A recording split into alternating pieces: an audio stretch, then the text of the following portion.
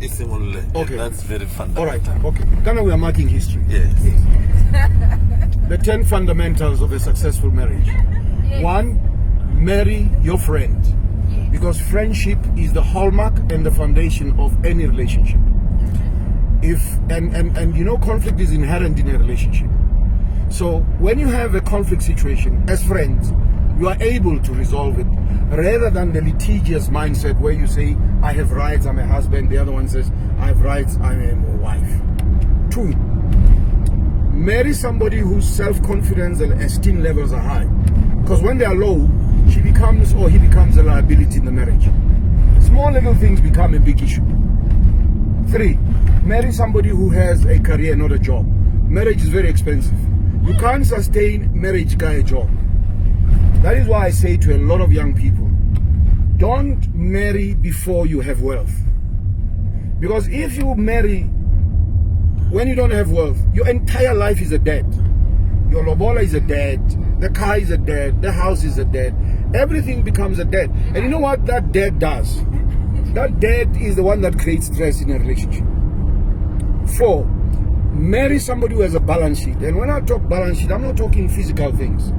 I'm talking about intellectual capital, because if you have intellectual capital, you can create anything and you can live anywhere in the world. You know, you can compete because you are intellectually competent. Not frustrating. And then number 5, marry somebody who has basic values: trust, respect, transparency. You know, in a marriage, somebody must be in a position to say, I'm sorry. You know, even when you're not wrong. Because you want what? You want peace. You want stability in a relationship. 6, marry somebody who believes in God. Don't marry an atheist. You know, marry somebody who believes in Momudimu. 7, marry somebody, especially a woman, who's got a social conscience. You know, I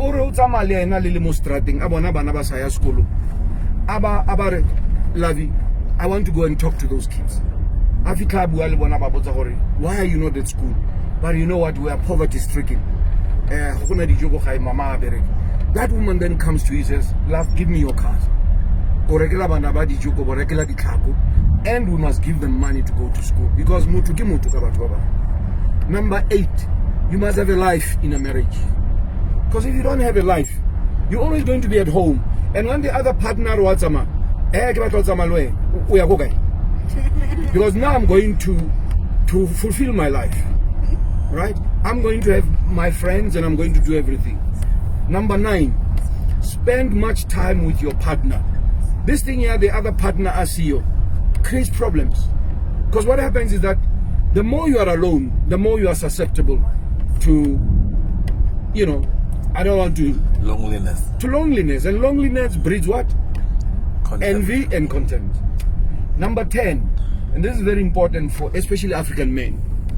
Take your wife every year on a pilgrimage.